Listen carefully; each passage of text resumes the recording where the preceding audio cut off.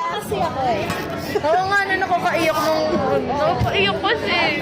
Sa akin feeling, nawiwirdohan ako sa kanya nung second year. Ang kupal mo! Kasi siya. Okay. Tapos, iba pa yung makeup mo, tapos titig niya, di ba? Iba yung aura. The way she speaks, alam mo, ano, may dating. Ay. Tapos, Tapos parang ano, hindi ko siya nakikita sa mga makausapin ko or whatsoever. Tapos naging magkagrupo kasi kami nun sa maternal. Tawag naman nila Jonas na, di ba? Tapos sila Jonas yung maternal. Tapos ano, parang siya yung nagsabi na tapusin niyo na po ito. Ano ko lang ipopost. Okay. Tapos nalaman ko kay Rika na leader ka nga dati. Tapos nung ano na yung third year, masaya ako kasi feeling ko yung mga hindi ko nakikilala. Nakikilala ko sila in a good way. Tapos wala, feeling ko ka-vibes din kita. Ganon. Bakit natatarayan ka ba sa akin ng second year? Mukha ba akong mataray? oo, okay. Oo. Hello? Tatawa. Nakakatakot. Tapos ano, Nakakatawa. kung may sasabihin ako, siguro ano, thank you. Hello? Kasi nakilala kita. Nakilala ko yung rain na hindi masungit, na may pagkasikip. Na ano, na meron ka palang vibes na hindi ko ina-expect na magtutugma tayo. Saka happy ako kasi ano, hindi tayo close pero you give advices. Tapos, well, parang in that way, okay na appreciate pala ako ni Ray na nakikita niya ako sa class. Kasi hindi naman ako nakaka-interact. So, parang ayun, natuwa lang ako kasi ano, we appreciate each other's presence. Oh, I so love you, be. Sana lagi ka din okay. Ay, ikaw na. Ay, huli talaga si Dan. Yes. Kasi ako ang huli kay Ana. Ako ano? Masaya ako na naging kagrupo. Totoo ba? Oo. Pati si David. Kasi doon ko kayo nakilala. Kasi at first kasi parang ang intimidating ng as in. Ay, we. Oo. Medyo hindi ko nga alam nung una paano kita i-approach. Ay, we. Ang ginawa ko is in-approach kita like parang nag-humor. Okay. Tapos parang nag-click. Sabi ko, isa lang. Magka-humor ka.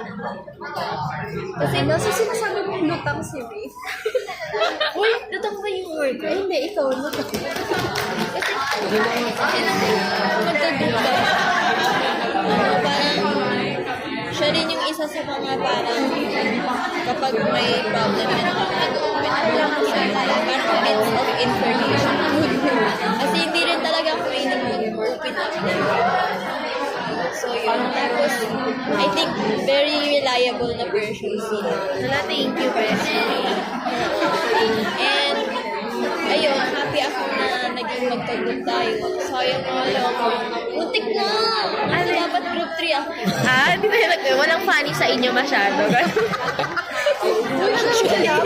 Alam mo? Actually, lahat sila may may humor. Thank you, be. I so love you. So, first is, masaya ako, happy ako na nakilala kita. Hala. Pero kahit, pero before pa na maging happy ako na nakilala kita is, nung first na nakilala ko kasi siya, nag-hi kasi ako sa kanya nun. Hi?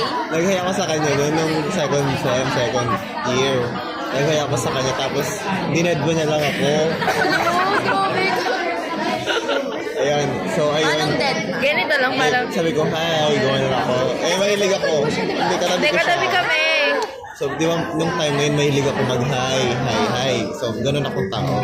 So, gusto ko kasi sa kapag may nakikilala akong tao, gusto kong i-close agad. So, since, yun nga, magkatabi kami, buong sem, yun, nag-initiate ako sa mag-hi sa kanya. And dinadma niya ako nun. So, okay lang naman sa akin. Kaya, okay lang naman kasi, yun nga, di niya rin ako kilala. So, tinuloy-tuloy ko lang na i-approach siya lagi. So, hanggang sa dumating yung time na Ayun, masaya ako sa kanya tuwing kasama ko siya. Hello, parang kung jowa na yun. So, tama ko sa iyo to. Ayun, masaya siya kasama and dumating sa point na kahit hindi pa kami masyado close na nag-open up ako sa kanya. Hello. About sa, sa family, sa jowa, sa gano'n, sa personal lives ko. So, nag-open up ako sa kanya din. Yun nga, nagbibigay pa rin ng advice for me. And tinitake ko naman siya as in a good way. Pero kapag nire-real talk mo kasi ako, pag nire-real talk mo kasi ako, parang doon ako na, like, doon ko na-realize na tatama nga, na totoo nga. Hello, totoo ba? Oo nga, Tatama. Natama yung mga, doon ko na-realize na tama yung mga sinasabi niya. So, ayun. Yun pa, meron pa kasi,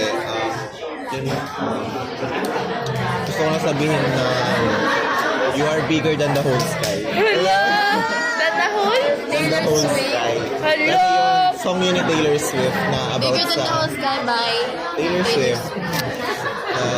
Hindi mo, kahit na down ka ngayon sa relationship mo, ma-overcome mo pa rin lahat ng like, lahat ng pinagdadaanan mo. Like, lalo na sa inyong dalawa, na kahit di kayo okay. Alam ko, minsan lang ako maging prangka kasi akong tao. So, minsan lang kasi ako magsabi ng like, words of a fear. minsan lang kasi ako mag-seryoso. So, kahit na may mga times na like, ano ba yun? Like, kapag nag-ano ka sa akin, ano tawag doon? Nag-open up. Oo, tapos parang feel mo binabaliwala ako, pero nag-observe lang ako sa'yo nun, So, ayun. Parang nag-listen ka lang. Oo, nag-listen lang ako kasi nga, iba na kasi yung yung thinking mo na sa jowa mo, Okay.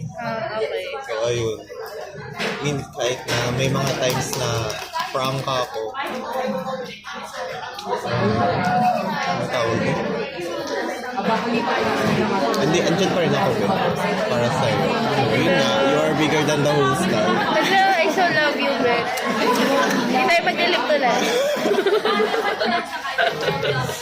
Yun na, Bigger than the you are enough, then alam ko namang face lang yun pinagdadaanan. Face card. Face. I mean, face na ma-overcome na lahat. Kala ko face card. Parang kami lang yung nagkakaintindihan. Ayun. Face lang yan, ma-overcome mo din yan lahat. Okay lang na mag-run ka lang na mag-run sa akin, pero hindi na ako yung tuta na Hindi mo nakikikuta hindi na ka kita pala. tatarayan. Hala! I so love you, Beth. Si Ana na. Si David na Sa divide na ulit yung Ano